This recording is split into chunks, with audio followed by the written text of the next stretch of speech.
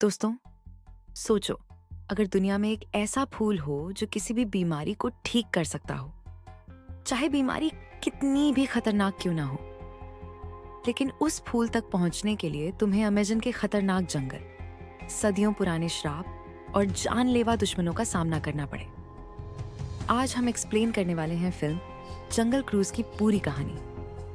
इसलिए वीडियो को आखिर तक जरूर देखना, क्योंकि कहानी में ऐसे ट्विस्ट आते हैं जो सब कुछ बदल देते हैं। कहानी साल 1916 में शुरू होती है। लंदन में लिली हॉटन नाम की एक वैज्ञानिक रहती है। उसे पुरानी कहानियों और रहस्यमयी सभ्यताओं के बारे में जानने का बहुत शौक होता है।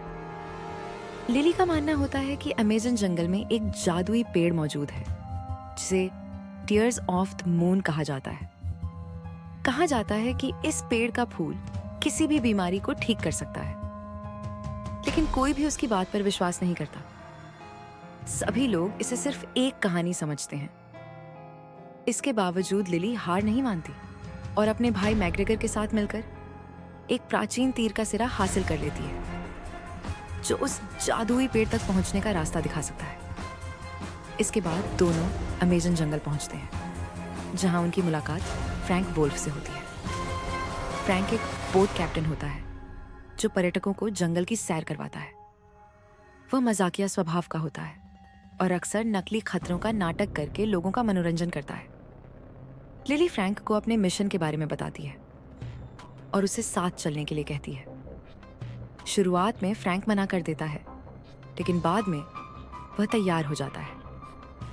इसके बाद तीनों अमेज़न के खतरनाक सफर पर निकल पड़ते हैं, लेकिन उन्हें नहीं पता होता कि जर्मनी का प्रिंस जोआकिम भी उसी जादुई पेड़ की तलाश में है। उसका मानना होता है कि अगर उसे उस पेड़ की शक्ति मिल गई तो वह दुनिया की सबसे ताकतवर सेना बना सकता है। अब अमेज़न के अंदर उस पेड़ तक पहुंचने की एक खतरनाक दौड़ शुरू हो जाती है। सफर के दौरान उन्हें खतरनाक झरनों, जंगली जानवरों और कई मुश्किल परिस्थितियों का सामना करना पड़ता है। धीरे धीरे लिली को महसूस होता है कि फ्रैंक जंगल के बारे में जरूरत से ज्यादा जानता है, जैसे वह यहाँ सदियों से रह रहा हो। कुछ समय बाद कहानी का सबसे बड़ा रहस्य सामने आता है। पता चलता है कि फ्रैंक कोई साधारण इंसान नहीं है। सैकड़ों साल पहले वह स्पेनिश खोजकर्ताओं के एक दल का हिस्सा था। उस समय वे लोग एक बीमार राजकुमारी की जान बचाने के लिए इसी जादुई पेड़ की तलाश में अमेज़न आए थे। जंगल की एक जनजाति ने उनकी मदद की और उन्हें उस पेड़ का फूल दिया, जिससे राजकुमारी की जान बच गई। लेकिन बाद में फ्रैंक के साथियों ने लालच में आकर जनजाति पर हमला कर दिया और पेड़ की शक्ति को अपने कब्जे में करना चाहा। इससे नाराज होकर जनजाति के मुखिया ने उन सभी को श्राप दे दिया। श्राप के कारण फ्रैंक और उसके साथी अमर हो गए।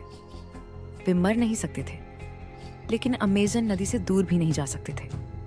अगर वे दूर जाने की कोशिश करते तो उनका शरीर वापस जंगल की ओर खींच जाता। सदियां गुजर गईं, दुनिया बदल गई, लेकिन फ्रैंक वहीं फंसा रहा। इसलिए उसे जंगल के हर रहस्य की जानकारी थी। इसी दौरान फ्रैंक के पुराने साथी भी वापस लौट आते हैं। उनका नेता अगीरे होता है। श्राप की वजह से उनके शरीर पूरी तरह बदल चुके होते हैं। किसी के शरीर में सांप भरे होते हैं, किसी के अंदर मधुमक्खियां रहती हैं और किसी के शरीर पर पेड़ पौधे उग चुके होते हैं। अब वे सभी भी उस जादुई पेड़ तक पहुंचना चाहते हैं ताकि खुद को श्राप से मुक्त कर सकें। कई खतरनाक लड़ाइयों और रोमांचक घटनाओं के बाद सभी लोग आखिरकार उस जगह पहुंच जाते हैं जहां टीयर्स ऑफ द मून का पेड़ मौजूद होता है। लेकिन वहां पहुंचकर पता चलता है कि पेड़ लगभग खत्म हो चुका है और सिर्फ एक आखिरी फूल बचा है। अब उस आखिरी फूल के लिए भयंकर लड़ाई शुरू हो जाती है। प्रिंस जोआकिम, अगीरे, फ्रैंक और लिली सभी आमने सामने आ जाते हैं। हर तरफ तबाही मच जाती है। नाव टूटने लगती है और हालात बेकाबू हो जाते हैं। तभी फ्रैंक एक बड़ा फैसला लेता है। वह अपनी जान की परवाह किए बिना नदी का रास्ता बदल देता है। पानी हटने लगता है और अगीरे तथा उसके साथी धीरे धीरे पत्थर में बदलने लगते हैं। कुछ ही समय में सभी श्रापित दुश्मन हमेशा के लिए पत्थर बन जाते हैं। लेकिन इस दौरान फ्रैंक भी पत्थर बन जाता है। लिली को लगता है कि उसने फ्रैंक को हमेशा के लिए खो दिया है, लेकिन उसके पास अभी भी टीयर्स ऑफ द मून का आखिरी फूल होता है। वह उस फूल की शक्ति का इस्तेमाल फ्रैंक को बचाने के लिए करती है और तभी एक चमत्कार होता है। फ्रैंक दोबारा जीवित हो जाता है। इतना ही नहीं, उसका सदियों पुराना श्राप भी खत्म हो जाता है। अब वह पहली बार एक सामान्य इंसान की तरह अपनी जिंदगी जी सकता है। मिशन सफल हो जाता है और बाद में फ्रैंक लिली के साथ लंदन चला जाता है, जहां वह आधुनिक दुनिया को देखकर हैरान रह जाता है।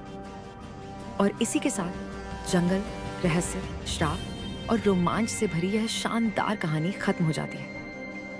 अगर आपको यह एक्सप्लेनेशन पसंद आया हो तो वीडियो को लाइक करें, चैनल को सब्सक्राइब करें और ऐसी ही शानदार मूवी एक्सप्लेनेशन के लिए चैनल के साथ जुड़े रहें। धन्यवाद।